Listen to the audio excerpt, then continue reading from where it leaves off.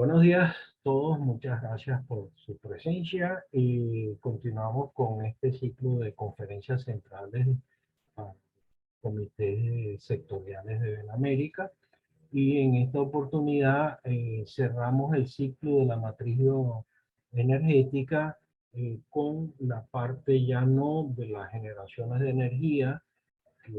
Tenemos los dos grandes sectores que serían la energía proveniente de los hidrocarburos y las energías provenientes de los sistemas eléctricos, además de las nuevas energías verdes.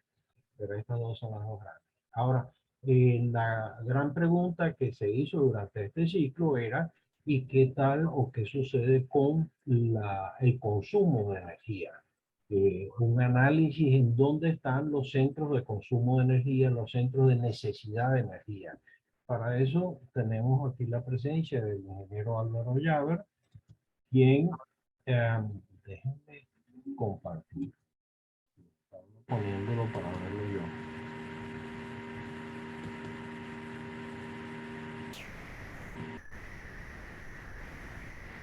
El ingeniero Álvaro Llaver,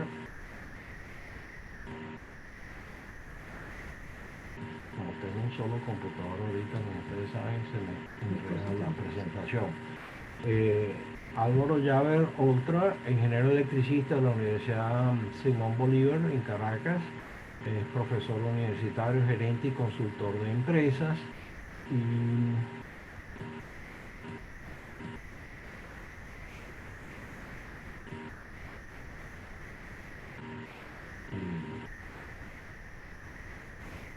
Gonzalo, reducirle el tamaño. Sí, Abajo, donde tienes el cursor, darle a...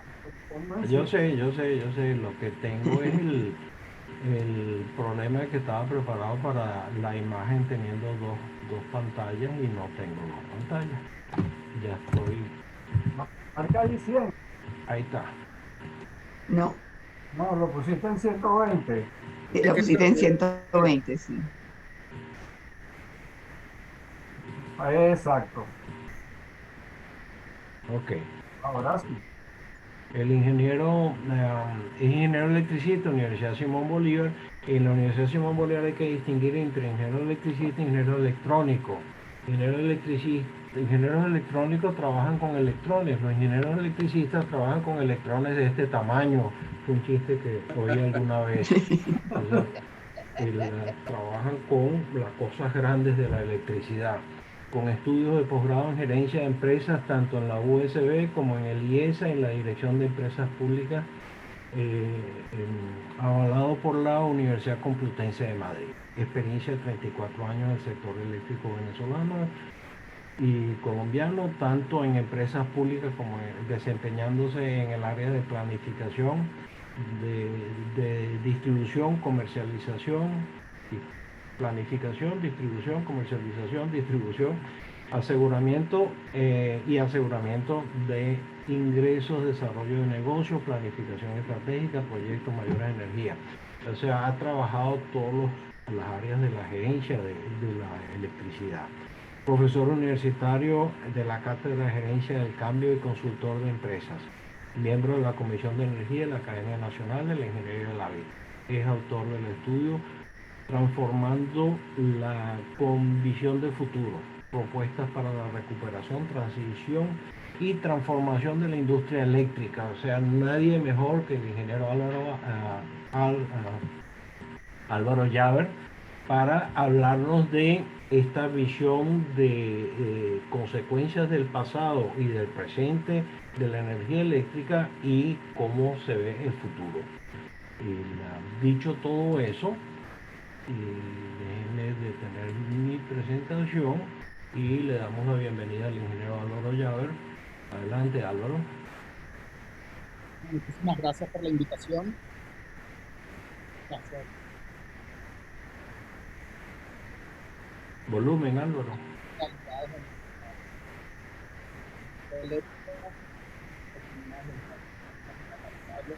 Álvaro, tienes que acercarte a tu micrófono porque prácticamente no se te oye. O darle volumen a tu micrófono.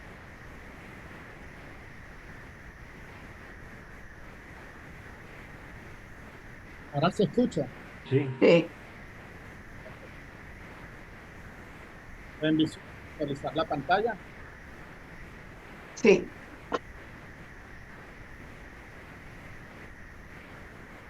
Bueno, ya comentó Gonzalo, muchísimas gracias por la invitación.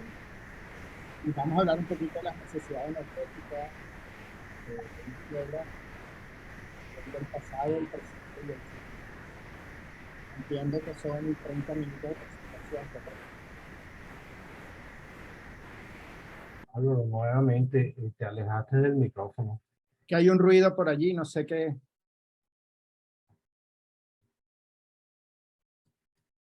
Está perfecto, o sea que ahorita puedes aprovechar. Ajá, listo, ahora sí. Ok. Ok. Ok, vamos a ver un poquito el panorama del sistema energético global. Volvió a empezar. Ahí hay un ruido que está. De nuevo el ruido. Gonzalo, ¿no será tú? Apaguen los micrófonos. Mm, Ajá, ahora sí. Vamos a ver Venezuela en el contexto de la transición energética, un poco lo que nos ocupa más el día de hoy, que son los pronósticos de demanda y energía, y el concepto que he venido acuñando, que es transformando con visión de futuro. Comenzamos con el panorama del sistema energético global, que hoy en día está caracterizado por una grave crisis que ha puesto en evidencia su fragilidad y su insostenibilidad tal cual como estaba ahora, ¿no? ¿Qué ha sucedido? Ha habido una primera crisis energética global de gran complejidad e impacto. La electricidad está representando alrededor del 20% del consumo global de energía y está aumentando por la electrificación de la economía impulsada por la transición energética. Se ha puesto de manifiesto la fragilidad e insostenibilidad del sistema energético cuando, a raíz de, primero de la pandemia y luego de la invasión de Rusia a Ucrania, el gas natural pasó a costar el equivalente a $250 el barril de petróleo. El carbón también alcanzó niveles de precio récord y el petróleo subió por encima de los $100 a mediados del 2022. El precio del carbón y el gas han incidido en el 90% del alza de los precios de la electricidad, y en Europa se consumieron 50.000 millones de metros cúbicos adicionales gas licuado, de gas licuado en el 2021. En otras palabras, hay una crisis global de complejidad e impacto que ha puesto en evidencia la fragilidad e insostenibilidad del sistema energético. Esto ha generado un alto impacto en el sistema energético global, altos precios de combustibles fósiles, presiones inflacionarias, pérdida de poder adquisitivo, y en medio de esta crisis, pues también las grandes empresas petroleras han tenido 2.000 millones de ganancias adicionales dado el aumento de los precios. Esto siempre lo comenta, por cierto, el presidente Biden respecto en a sus estas ganancias. intervenciones. Pero siempre que hay crisis, la mirada se voltea hacia las acciones que hacen los gobiernos. Y en este caso, se gastaron 500.000 millones de dólares en protección a los consumidores. Se está buscando asegurar el almacenamiento adecuado de gas, incrementar la producción de electricidad con carbón y petróleo por los temas de la escasez de gas, extender la vida útil de las plantas nucleares, acelerar los proyectos de energías renovables e incrementar proyectos de eficiencia energética. Entonces aquí la pregunta es, ¿la crisis ha sido un impulso o un revés para la transición energética? Bueno, la mayoría de los gobiernos han decidido tomar un enfoque firme y decidido hacia una transición energética exitosa a mediano y largo plazo. Aunque ahora se han tomado medidas preventivas que ha ralentizado un poco el acelerador, pero a la vez se ha decidido que hay que acelerar todas las acciones para mitigar el cambio climático, acelerar la transición energética y garantizar el cumplimiento de los objetivos de desarrollo sostenible. Pero entonces esta crisis energética ha sido un punto de inflexión histórico y se ha hecho que se oriente todo hacia una economía más limpia, hacia un sistema energético más seguro, los mercados y las políticas energéticas han cambiado, incluso durante la pandemia también hubo contratos de compra y venta de energía a los cuales se tuvieron que congelar durante un tiempo para proteger a los consumidores. Los gobiernos están buscando incrementar y diversificar el suministro de petróleo y gas, proteger a los consumidores y acelerar este cambio estructural de los sistemas energéticos. Acciones e inversiones claves en electricidad limpia, electrificación de la economía, digitalización y ampliación y modernización de redes. Entonces, en conclusión, esto es una década crítica para ofrecer un sistema energético seguro, sostenible y asequible. Ahora, ¿dónde nos agarra todo este contexto? Bueno, Venezuela está en medio de una crisis energética. Mucha gente habla de la crisis eléctrica, pero en realidad, y ustedes lo saben más que nadie, hay una crisis energética. Hay una crisis en la industria petrolera, hay escasez de combustible, hay escasez de electricidad, y entonces eso nos ha llevado a una situación de pobreza energética que vamos a ver qué camino nos llevó a él.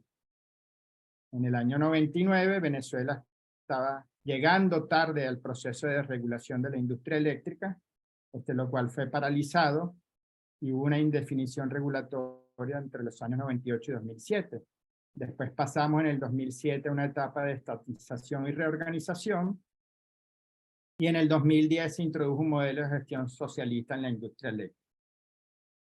Todo esto en medio de la creación también de Corpoelec como empresa única en la industria eléctrica venezolana y del Ministerio del Poder Popular para la Energía Eléctrica en el 2009.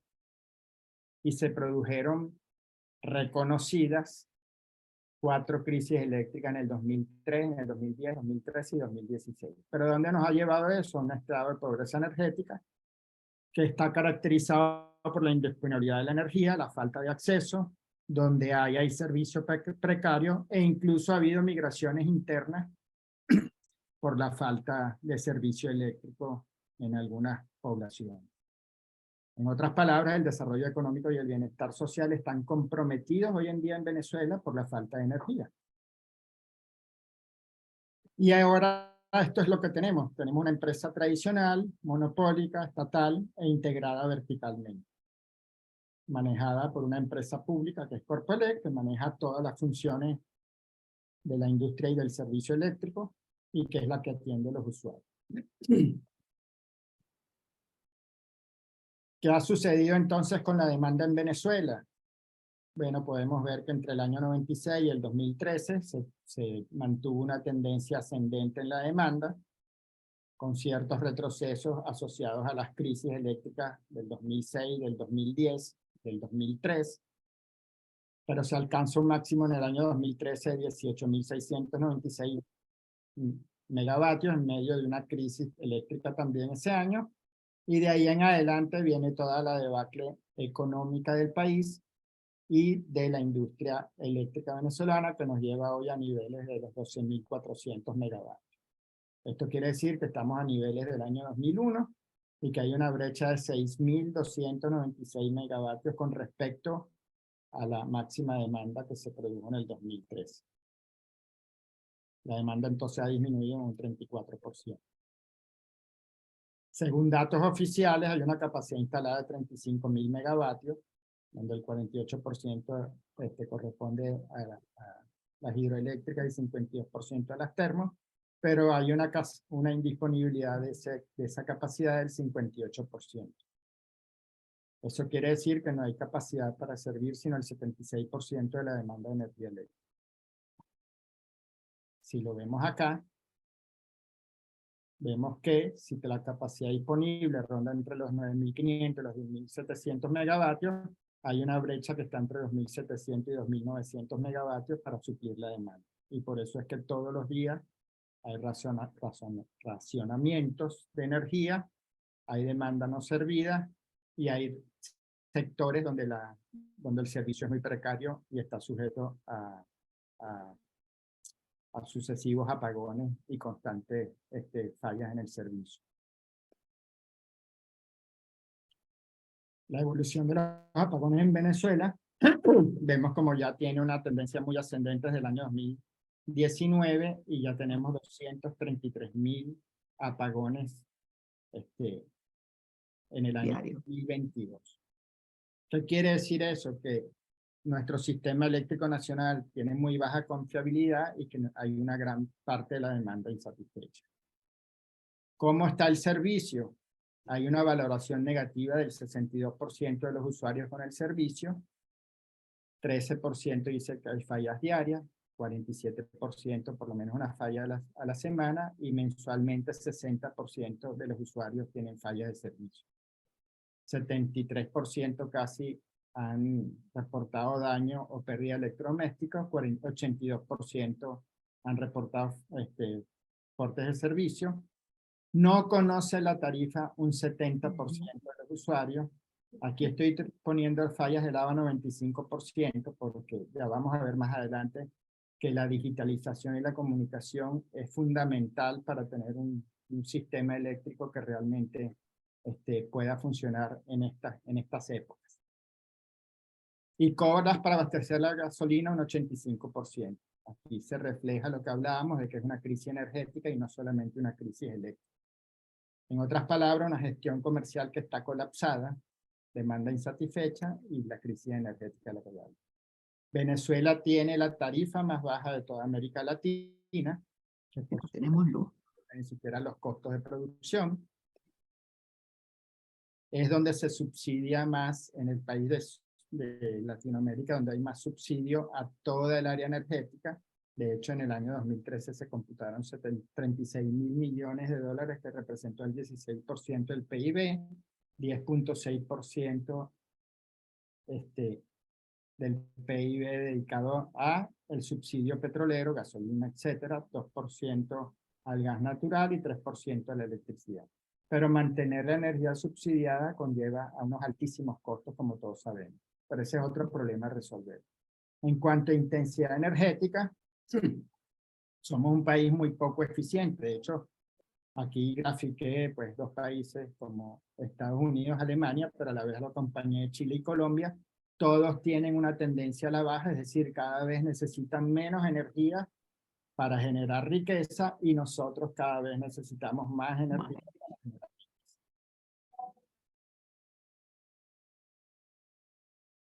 ¿Cómo estamos en cuanto a la transición energética? Bueno, aquí hay dos estudios bien interesantes. Uno del Banco Mundial, disculpen, donde estamos en el puesto 190 para empezar un negocio de 190 de economía, y en acceso a la electricidad estamos en el puesto 174. Y en cuanto al índice de transición energética, lo que mide cómo está el país, y recuerden que este índice mide los subsidios a los combustibles, el desarrollo económico, la sostenibilidad ambiental y la seguridad energética en varios aspectos. Para el año 2013 nosotros estábamos en el puesto 67, en el año 2021 en el puesto 111, 115, y ahora acaba de salir el último reporte donde estamos en el puesto 103. Pero tenemos que entender que esa crisis energética entonces afecta el desarrollo económico y compromete el bienestar social del país. Ahora vamos a ver qué ha sucedido, ya vimos qué está sucediendo, ahora vamos a ver qué pronóstico puede haber tanto para la demanda como la energía. Las premisas para el desarrollo de estos escenarios es el comportamiento histórico de la demanda y la energía, la situación actual de la infraestructura eléctrica, la correlación entre la demanda y el Producto Interno Bruto, los escenarios de crecimiento económico de organismos multilaterales como el Fondo Monetario Internacional, la evolución del crecimiento de países con hiperinflación prolongada, como lo fue Polonia después de la Segunda Guerra Mundial, y la incorporación de capacidad de generación con renovables. También estamos considerando el impacto de la pandemia en la demanda y el consumo, que como sabemos, América Latina fue una de las regiones más afectadas durante la pandemia en este aspecto. Aquí vemos como hay una alta correlación entre la demanda máxima y el PIB. Pero aquí lo que quería hacer notar es este detalle, que en los últimos años, ¿qué ha sucedido? Pues ha seguido decreciendo la economía y la demanda no ha decrecido tanto como eso. ¿Pero por qué? porque lo que queda es una demanda prácticamente base, es decir, una demanda residencial que no genera riqueza, y entonces se ha desacoplado un poco el tema de la correlación entre la demanda y el crecimiento económico. Además, sabemos que hay actividades que no computan dentro del crecimiento o que no afectan la demanda, como por ejemplo todo lo que es el arco minero, los temas asociados con el narcotráfico, etcétera, etcétera. Entonces son actividades que supuestamente generan riqueza, pero que no están asociadas al consumo eléctrico directamente. Pero el tema es que el sistema eléctrico nacional hoy en día no puede soportar el crecimiento económico. Habían varios escenarios, los escenarios conocidos de crecimiento de la demanda están en el Plan de Desarrollo del Sistema Eléctrico Nacional 2005-2024, que tiene dos escenarios, el escenario bajo en azul y el escenario alto en anaranjado. El PDC en 2013-2019, esta línea gris, y la proyección de la CAF que se hizo a partir de 2003, donde con un crecimiento sostenido del 3,78%, es el escenario que está allí en verde. Y por otro lado, está en el PDC en 2022-2025, pues se hizo una proyección de la demanda que, como pueden ver, no tiene mucho sentido por la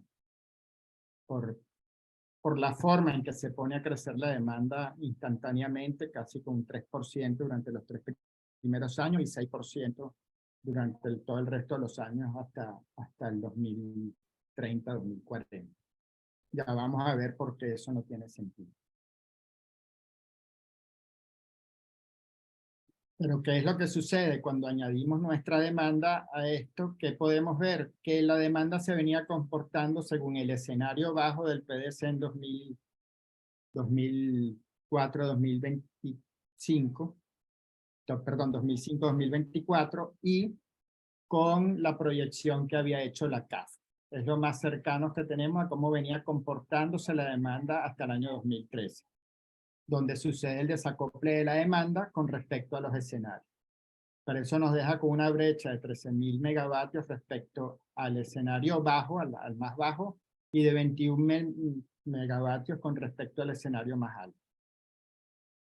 Entonces la demanda máxima en este año, que está alrededor de los 12.400 megavatios, es el 47% de la mínima estimada. Entonces, si nos comparamos con los escenarios por donde nos veníamos comportando, tenemos una brecha entre 13.700 y 15.000 megavatios. Y esos escenarios establecían unos crecimientos promedios de 3,3% y 3,78%. ¿Cómo se venía comportando la demanda desde el año 98? Bueno, había un periodo de crecimiento entre el 98 y 2013, caracterizado por un crecimiento de 3,5%, y luego del 2013 al 2023 tenemos un crecimiento interanual promedio de menos 4%. Si lo repartimos, si vemos las diferentes etapas, vemos que a principios de los 90 cuando tuvimos el mayor crecimiento de 4,7% interanual, después tuvimos 3,7, 3,8, 3,2 y en promedio menos 4% del año 2013 hasta el presente. Entonces en el periodo de crecimiento 3,8 y en el de crecimiento menos 4%. Entonces si nosotros hacemos un par de escenarios con respecto a la demanda y tomando en cuenta todo lo que hemos visto, pues tenemos aquí nuestro PDC, nuestro estimado bajo, el estimado de la CAF, un pronóstico de crecimiento de 6,5% que sería extremadamente optimista si vemos los porcentajes en que hemos crecido en los últimos años, que nos llevaría en el año 2040 a un retraso todavía de 4 años con respecto a la estimación más baja que se tenía.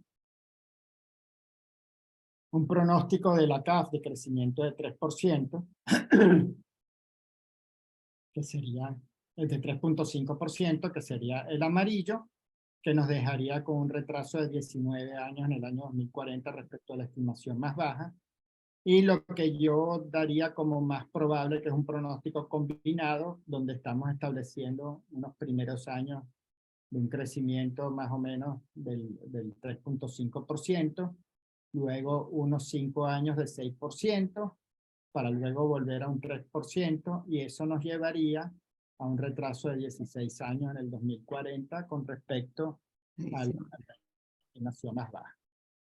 Está anaranjada porque digo que es la más probable, bueno, porque aquí se está metiendo más o menos cómo se han recuperado las economías que han tenido gran hiperinflación durante prolongada y cómo se ha sucedido esa recuperación.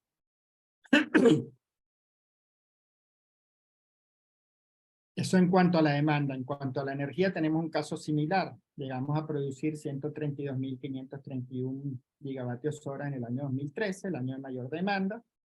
Ahora estamos en unos 88.000, que nos deja a nivel del año 2001, y con una brecha de 44.000 gigavatios, que es el 33% de lo que se produjo en el año 2013.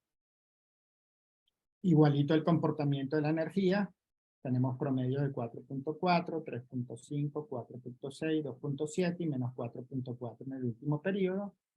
Es decir, que en el periodo de crecimiento un 3.8% y en el de crecimiento menos 4.4%. Hay un estudio que hizo el Banco Interamericano de Desarrollo, donde decía que América Latina y el Caribe necesitaban entre el 2013 y el 2040 aumentar de 1.552 teravatios hora a 2.970 teravatios hora, con una tasa de crecimiento promedio para la región de 2.4. Pero si vemos el caso de Venezuela, se estableció que estaba alrededor de los 118 teravatios y que necesitaba en el año 2040 191.000 teravatios, con un crecimiento que para ellos no superaba el 1.8%. Si lo vemos comparado con Chile y Colombia, pues vemos que Venezuela tenía la tasa de crecimiento más baja en energía con respecto a estos dos países. Ya se estaba viendo el tema económico como un problema para el desarrollo de Venezuela. Igualmente, aquí tenemos entonces la proyección del Banco Interamericano de Desarrollo, y otra, si hubiésemos seguido la tendencia que traíamos, este sería el resultado en el año 2040. Esta es la evolución de la producción de energía hasta el año 2022, y si se diera una recuperación con un crecimiento de 2.5%, pues llegaríamos a una brecha de 24 años en el año 2040 y de 77 teravatios hora. Y si aplicamos otra vez un escenario combinado con 380 de crecimiento, pues estaríamos con una brecha de 16 años y 42.000 teravatios hora.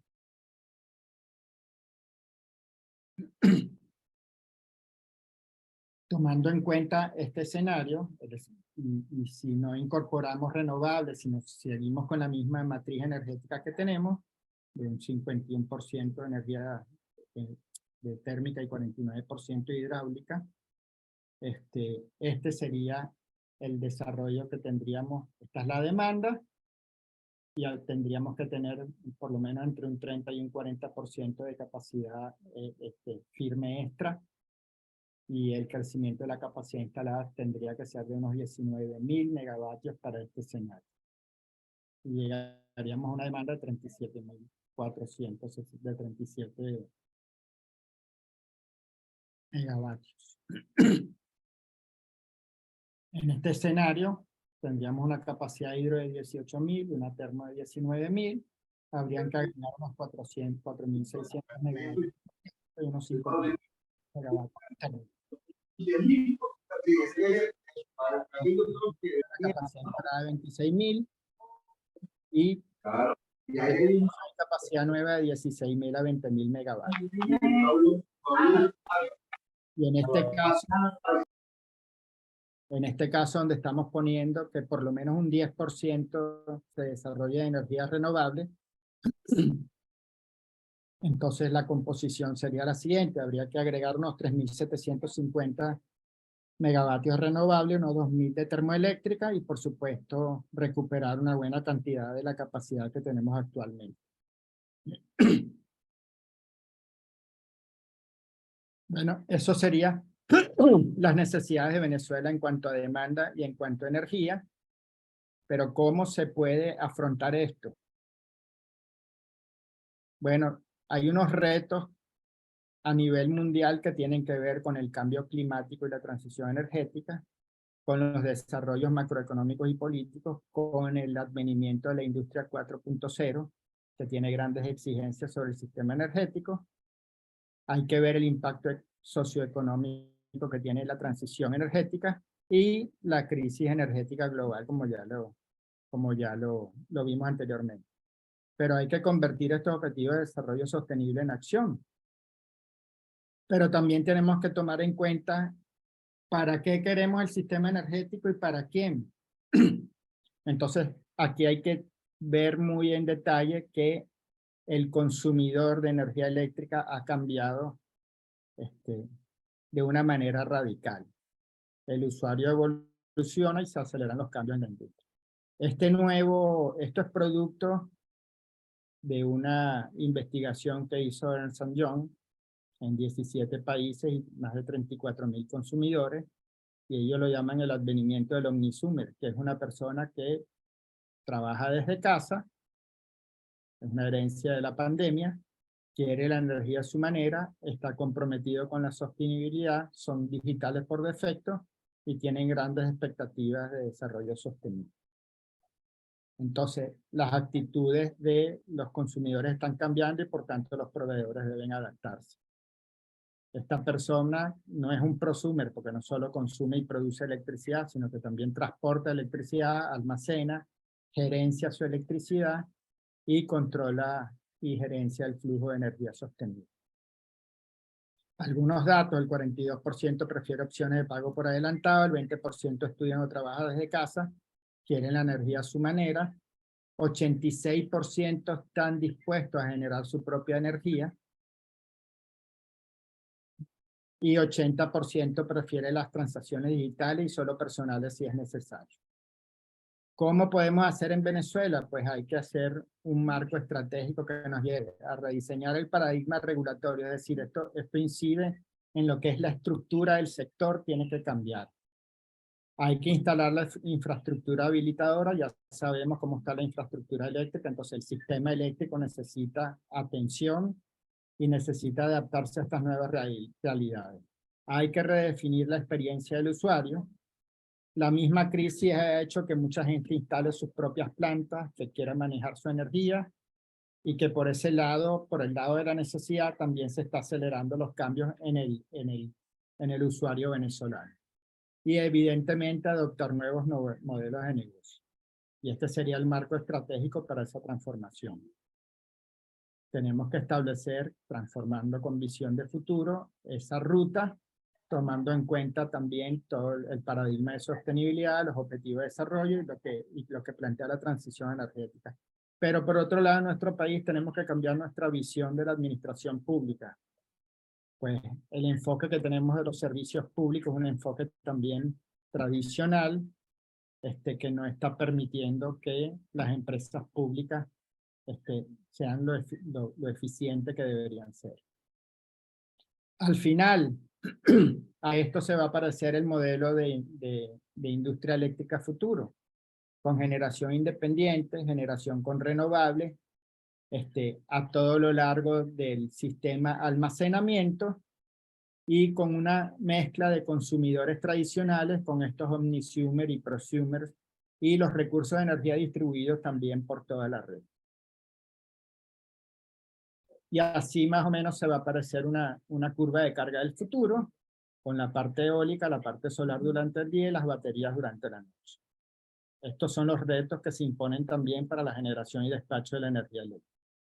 ¿Cómo podemos comenzar nosotros nuestro camino? Porque todo el mundo me pregunta, bueno, Álvaro, ¿cómo hacemos nosotros? ¿Cómo podemos? Bueno, yo creo que lo primero que se puede hacer hoy es ir a un esquema de mercado mayorista, el más simple que hay, que es el de el comprador mayorista único. Es decir, una sola empresa, como ya sabemos, Corpoelec, pero que puede de alguna manera introducir la competencia en la generación y convocar entes privados, y entonces Corpolé es la que le compraría esa energía a los generadores, porque lo primero que hay que acometer sin falta es el desequilibrio oferta y demanda que tenemos. Y esta sería una buena manera de comenzar y que se puede implementar hoy mismo sin hacer cambios profundos en todo el tema regulatorio. Pero ¿qué significa entonces este tema de transformar con visión de futuro? Bueno, hay que buscar la mezcla energética óptima para sostener el desarrollo. Tenemos que abandonar las visiones y modelos anacrónicos de desarrollo. La transición energética y la era postcarbónica tenemos que tenerla en cuenta, ver cuáles son las tendencias globales en la industria energética y eléctrica, e incorporar las lecciones aprendidas y desarrollar políticas que de verdad se adapten a las realidades y que ayuden a recuperar. Entonces, ¿qué es transformar con visión de futuro? Bueno, es liderar estos cambios y para retomar la senda del crecimiento y el bienestar, modificando lo que tenemos hoy y llevándonos a una industria eléctrica moderna y eficiente y abandonar esta situación de pobreza energética en la que estamos. Algunas reflexiones finales. Bueno, estamos en una crisis energética global con gran impacto económico y social. Hay un nuevo paradigma de seguridad energética. La electrificación y la digitalización son claves para el futuro. Se aceleran los cambios y el consumidor ha evolucionado. Las empresas tienen que adaptarse y el capital humano es vital. Se necesitan nuevas competencias en estas nuevas realidades. La pobreza energética nos ha dejado un rezago regulatorio de 40 años que nosotros tenemos que cubrir esa brecha lo más pronto posible. Hay que prepararse para la transición energética y las realidades de la industria 4.0. Se requiere un cambio transformacional. Esto no se puede perder el tiempo con soluciones pequeñas. Los recursos energéticos en Venezuela están disponibles. La planificación estratégica y las políticas son claves y las decisiones de hoy nos va a dar el sistema eléctrico moderno y sostenible del mañana. Muchas gracias y si me pueden dar 1 minuto 45 segundos. ¿Me escuchan? Adelante. Sí, sí. adelante, Álvaro. Quiero ponerles esto ya como cierre.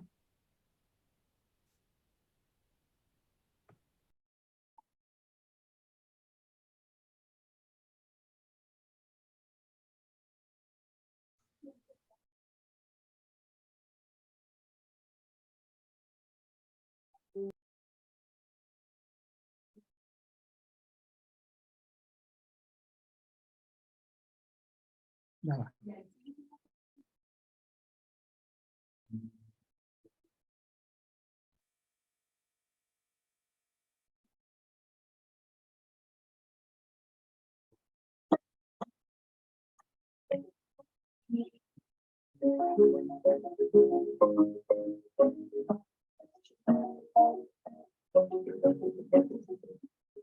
Early morning, and people all over Europe are waking up. They're a new kind of energy consumer, omnisumers, who actively manage their energy footprint with more choice, control, and purpose. Here's Savina. She chooses to pay a little more for a premium service that enables her heating, cooling, and lighting to automatically adjust as she moves around her home for optimal efficiency. Fatima's provider helps her conserve energy. Her EV charged automatically last night when wind power was plentiful and prices were lowest. Johan's smart meter has learned his usage pattern, so his energy company can tailor their offering to fit his unique way of life. Raphael knows all her home appliances are operating at their optimal levels of efficiency thanks to personalized, data-driven insights from her provider's app. And this village saves the excess energy generated by solar panels on their public buildings, creating an independent local power source that benefits the whole community.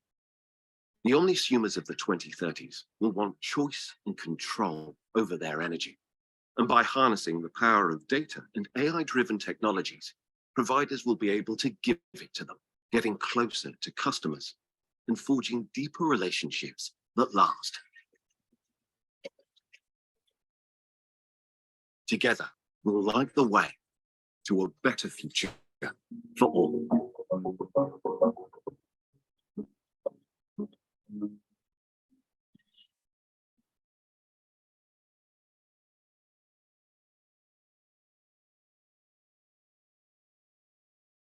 Bueno, eso es todo lo que quería compartir con ustedes. Gracias, Álvaro. Realmente una catarata de información nueva sobre las expectativas de energía necesarias. Y bueno, se abre el ciclo de preguntas a los presentes. Si tienen algunas preguntas o comentarios, Eduardo Betancourt tiene la mano levantada. Adelante, Eduardo.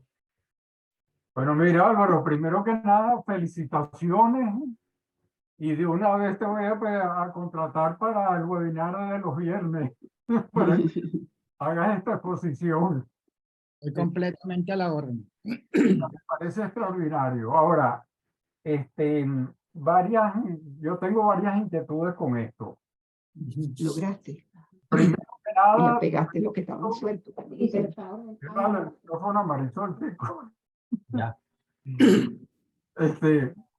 Primero que nada, por fin estoy empezando a ver proyecciones de demanda, porque todo lo que nosotros hemos estado haciendo en el sector de energía eran proyecciones de oferta.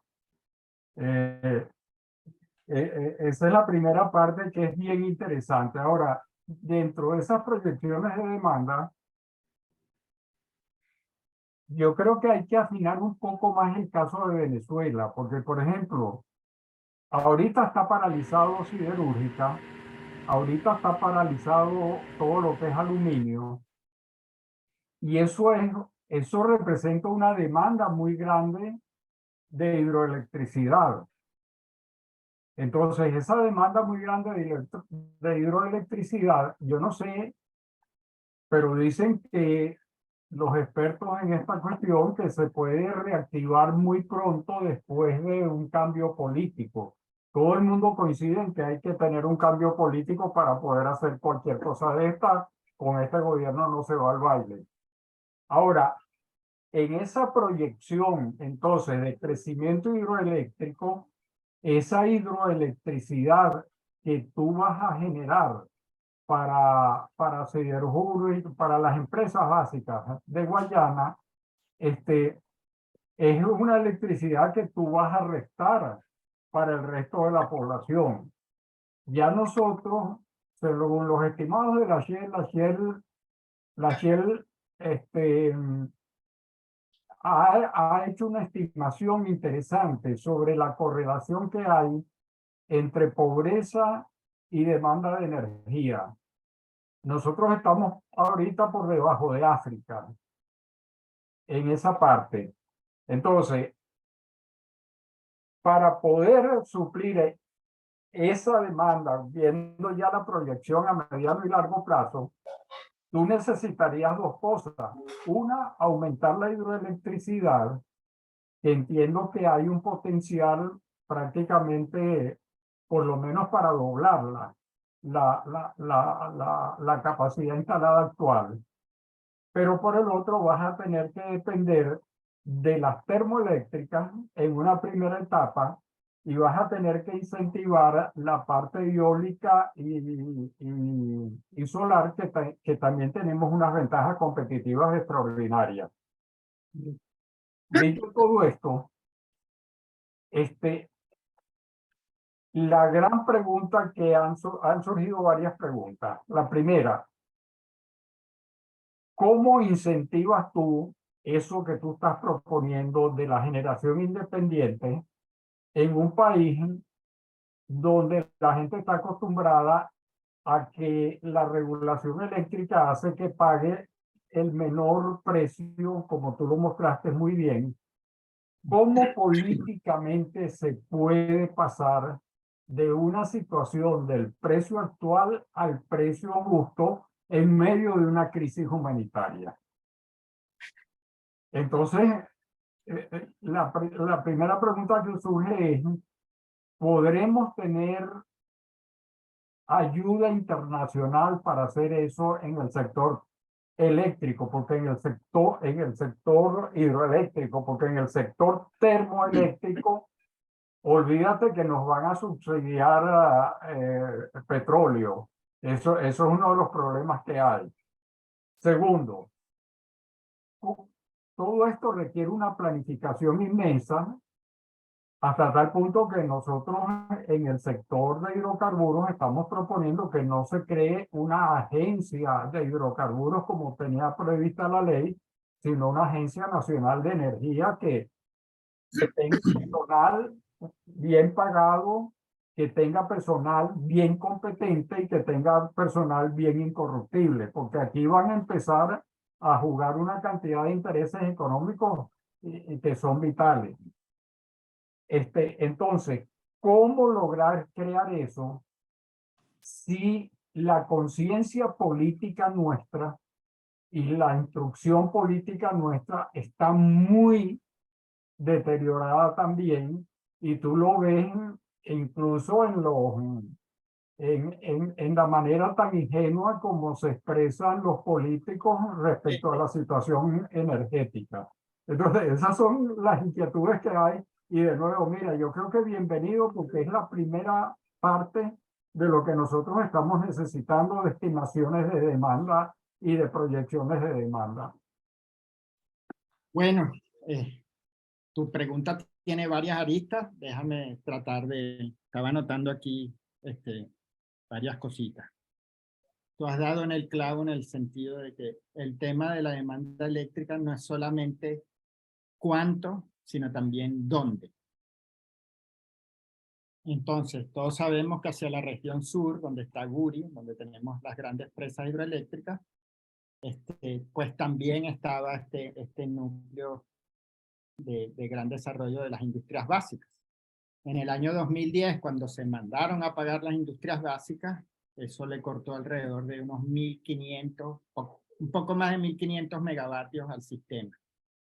Pero resulta que también ahí es donde tenemos el potencial, pero yo tengo que trasladar esa energía grandes kilómetros para llegar a los otros centros de consumo. Entonces, el otro problema que hay es que a pesar de que hay una capacidad en Guri, hay parte de esa capacidad que no la puedes transportar. Entonces, parte de esa capacidad que todavía queda se le puede dar hasta las industrias básicas, y si tú aceleras el tema de lograr terminar Tacoma, no vas a tener problemas ahí con las industrias básicas.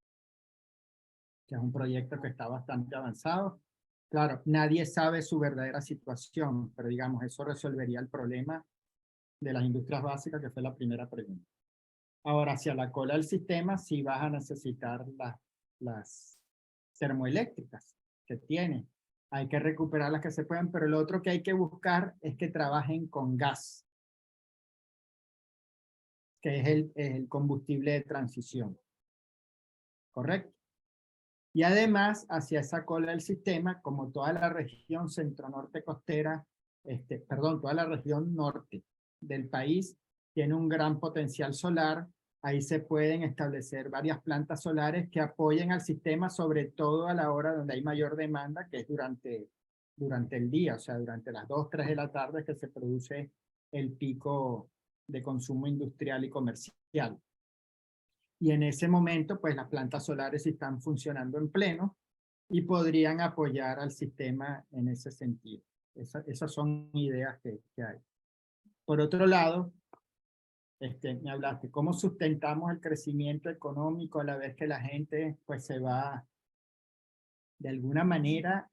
No me gusta esta palabra porque suena como, hay que reeducar al cliente. Hay algunos que sí están dispuestos, hay otros que no, pero ese cliente se ha ido transformando, y por eso es que mi propuesta es que primero, como una especie de transición, se vaya al mercado mayorista único. ¿Por qué?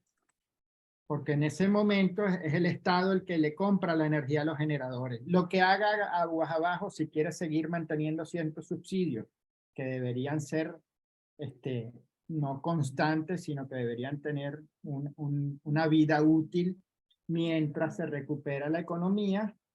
Entonces eso sí lo puede hacer una empresa única o el Estado en ese momento. Pero tendríamos que tener el plan de después transformar eso en unos mercados de energía a medida que se vaya recuperando el país. Entonces, por eso es que mi propuesta es que empecemos por allí, porque eso es lo que yo veo viable. Yo no voy a decir, mira, vamos a poner de una vez mercado de energía, no se puede. Pero si empezamos con esto y tenemos un plan, pues yo estoy seguro que sí lo podremos lograr en un mediano, largo plazo. Pero hay que tener de una vez la visión, que es lo que a mí me preocupa. Y lo otro es, bueno, el tema del cambio de mentalidad, que fue lo último de tu pregunta. Sí, por eso es que yo hablo de que esto es, la base fundamental de esto es liderar esos cambios. Yo soy de Latinoamérica, desde la academia hemos impulsado estas ideas. Ya tenemos un acuerdo con respecto a que deberíamos tener una institución que se dedique a la energía y no el tema por separado, el petróleo y la electricidad, que eso ha traído una serie de problemas inconmensurables. Y bueno, y de una vez sentarse a establecer las relaciones que se tienen que establecer entre el tema de las energías primarias y la electricidad, porque recordemos que la electricidad requiere de energías primarias para poderse producir. Y entonces en el pasado no teníamos muy bien alineada esa relación entre Petróleos de Venezuela y las empresas eléctricas, porque de alguna manera Petróleos de Venezuela ejercía su fuerza en esa relación. Entonces no habían contratos claros, no habían contratos con unas cláusulas de prestación de servicios, sino que prácticamente, bueno, mira, yo soy Petróleos de Venezuela y cuando pueda te doy gas, cuando pueda te doy combustible, cuando pueda, y si no puedo no te lo doy. Y claro, por supuesto, ahí estaba también el tema de que entonces yo no te pago el combustible porque aguas abajo está la energía subsidiada. Entonces, todos esos ciclos viciosos nosotros tenemos que romper de alguna manera. Y como tú dices, tiene que ser de una forma incremental, pero que tenemos que tener la visión al final, porque si no nos perdemos. Y entonces, bueno, los que estamos empeñados en esto, la clase política y la clase industrial, tenemos que convencernos de esta visión. Porque si no estamos condenados a lo que estamos hoy, como dice un colega, a la aldea. Es decir, aquí lo que hay es un consumo residencial, no hay industria, no hay crecimiento económico, cada vez somos menos eficientes, como ya lo vimos en esa gráfica. O sea, somos uno de los países con peor intensidad energética, necesitamos mucha más energía para dar $1 de PIB, eso tenemos que solucionarlo también. Y claro, no hemos entrado en profundidad, pero altas pérdidas de energía en el sistema eléctrico, que no son poca cosa, y un sistema comercial, un ciclo comercial que está abandonado. O sea, esta es la única empresa que no quiere más abonados. Entonces, si yo voy a instalar una gran carga, es un problema para la empresa. Es una empresa donde las personas no quieren ser gerentes, le huyen a eso. Y donde tenemos una empresa también con demasiado capital humano que no tiene las competencias que se van a necesitar. Y esto es un problema que tiene que ver también, lo ato a lo que yo siempre he hablado de la educación, que tenemos graves problemas. Por ejemplo, todas esas personas que se han educado en estas universidades nuevas que ha creado el gobierno, si usted es un dueño de empresa y ve un currículum de ahí, ¿qué hace? Seguramente lo pone a un lado, como hacíamos antaño con algunas universidades. Le veíamos un currículum, no, ponlo de un ladito, dame otro. ¿Cómo hacemos para que esa gente que supuestamente tiene un título se ponga al día con las competencias y habilidades que realmente necesitan para ejercer? Bueno, y en la industria eléctrica ese problema es todavía más grave, porque Para lo que viene en el futuro se necesita inteligencia artificial, se necesita manejar Internet de las cosas, se necesita saber cómo se manejan los recursos de energía distribuidos, se necesita una gran digitalización y la economía se va a electrificar cada vez más. Se necesitan nuevos modelos de negocio, por ejemplo, la compañía eléctrica tendría que ser la que monte las ventas, digamos, de las estaciones de llenado de electricidad, por ejemplo. Eso sería un modelo de negocios nuevo. En Colombia ya hicieron un decreto donde iban a instalar 33 bombas de electricidad, nada más que en Bogotá. Y que para el año 2030 todos los carros que se compren en la administración pública tienen que ser eléctricos. No sé si este gobierno va a continuar con esas políticas, pero así lo dejó el presidente anterior. ¿Y nosotros? Esa es la pregunta. ¿Y nosotros? Pero yo creo que tenemos la capacidad para transformar esto. Pero no hay que pensar en pequeño, hay que empezar en grande y fijarnos esa visión y esa meta. Excelente, Álvaro. Y el tiempo prácticamente se nos ha acabado. Tenemos a George Excelente, Franco, excelente. tenemos a George Franco pidiendo la palabra. Por favor, intervenciones más cortas porque el tema es extremadamente extremo. Entonces, mucha síntesis y ya prácticamente para terminar. Adelante, George. Sí, muy buenos días. Pido excusas por haber llegado tarde Típico tuyo. por otros compromisos, pero vi una buena parte de la presentación, Álvaro, y me parece excelente, pues. Todos aquellos que estamos y hemos visto de cerca el sector energía, sabemos lo complicado. Yo solamente quiero hacer un comentario en base a lo que dijo Eduardo, que cómo logramos unos precios competitivos. La única manera de hacerlo es que la gente se acostumbre que tiene que pagar por el servicio. Por supuesto, estos incrementos no pueden ser 100%, tendrán que ser proporcionales, transitorios. Esa experiencia la vivimos nosotros en PDVSA. Nosotros teníamos un plan de ir aumentando poco a poco el precio de los combustibles al mercado interno y logramos con éxitos algunos, los primeros movimientos, pero hay que decirle a la gente que debe pagar por un servicio que sea confiable, que sea continuo y que no sea interrumpido.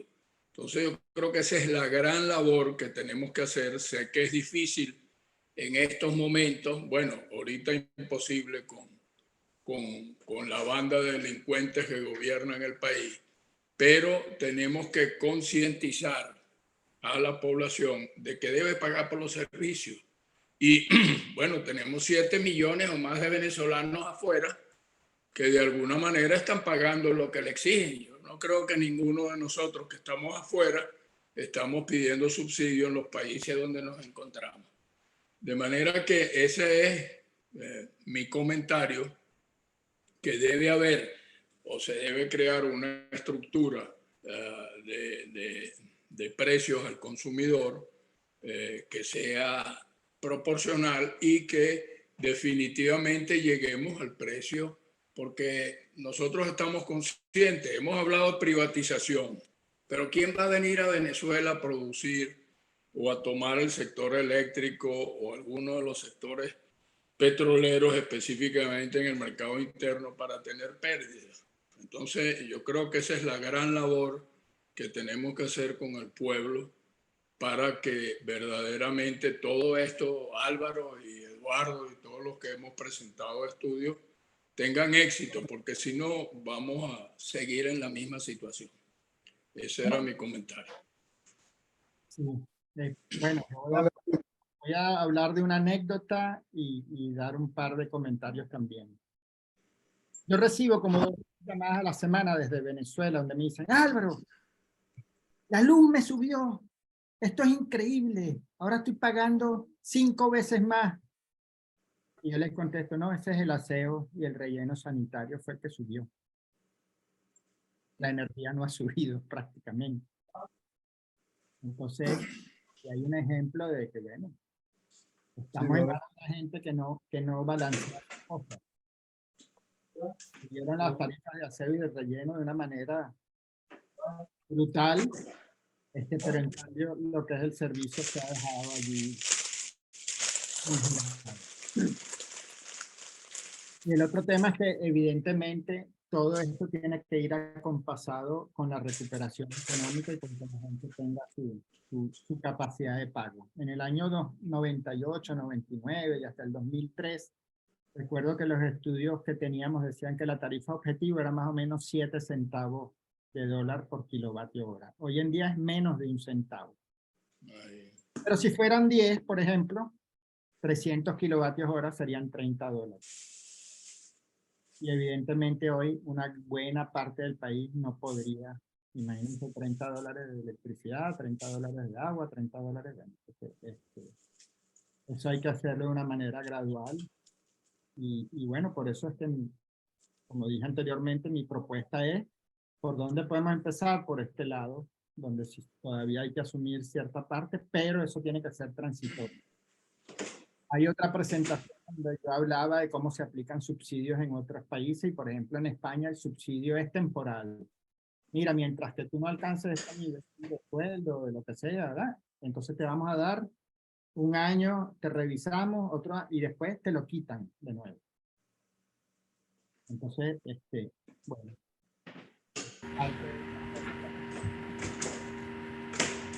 Gracias, Álvaro. Una última pregunta de mi parte y ya contesta cortico y procedemos ya a la despedida. Y agradecido nuevamente. Yo tengo una inquietud con respecto a la macroindustria y los pequeños desarrollos industriales, los parques industriales, que fue lo último que tuvo el desarrollo de parques industriales, el desarrollo de los pequeños empresarios. Y la macroindustria serían la industria de reducción del hierro, la industria de reducción del aluminio, el consumo de energía eléctrica en Guayana, que tenemos posibilidad de generación, quizás con exceso, aunque tú estabas comentando junto con Eduardo, de que esa macroindustria va a consumir todo, inclusive el desarrollo de Tacoma. Entonces, la inquietud y mi pregunta es, ¿cómo hacer para atender a este desarrollo distribuido por todo el país, la pequeña y mediana industria? Y ya, palabras finales, por favor. Bueno, muchos de estos pequeños complejos industriales han buscado su propia salida instalando generación propia.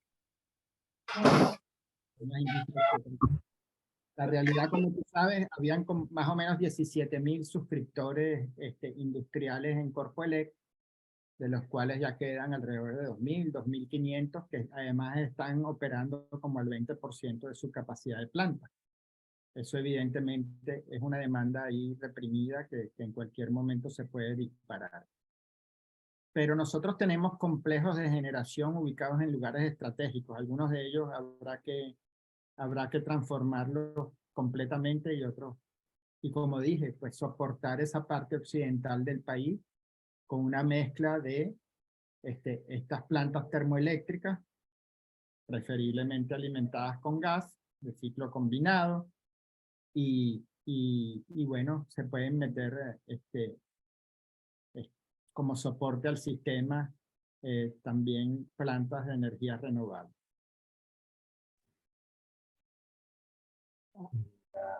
Un último comentario, José Manuel Serna. Perdón, Álvaro. Sí, muy bueno el proyecto de pronóstico y diagnóstico de todo el sistema energético venezolano. Cortico, José Manuel, que se nos venezolano, pero no, yo no quiero hacer comentarios. Yo quiero hacer solamente una pregunta. ¿Se pueden conocer las bases de todos esos cuadros y pronósticos? Porque creo que es muy importante tener en cuenta que los cambios que hemos vivido y los cambios que todavía vamos a vivir pueden cambiar mucho las proyecciones. En particular el problema de población. Tú decías que ya estamos a niveles de que se produce prácticamente energía para el consumo básico de la población.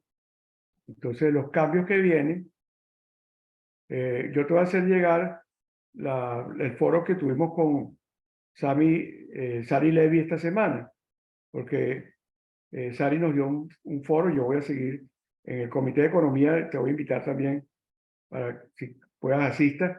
Estamos pendientes de todo lo que es políticas económicas y políticas fiscales y financieras para el cambio, políticas sociales, etc. Entonces, la pregunta es, ¿podríamos tener acceso a los parámetros que se usan e incluso hacer observaciones sobre las tendencias que vemos nosotros desde el lado de la economía, la demografía, etcétera? Por supuesto. Vamos a comunicarnos de manera directa contigo para hablar de esto. Yo tengo una observación que quizás la debía hacer desde el principio, pero estas son proyecciones hechas con la información disponible, que es muy poca, y que no están avaladas por un modelo específico, que sería lo ideal. Ajá. Pero es que no hay información, no hay Claro. modelo, no hay nada, ¿no? Por eso. Pero yo estoy seguro de que esta es una buena aproximación. Claro. Dentro de lo que cabe.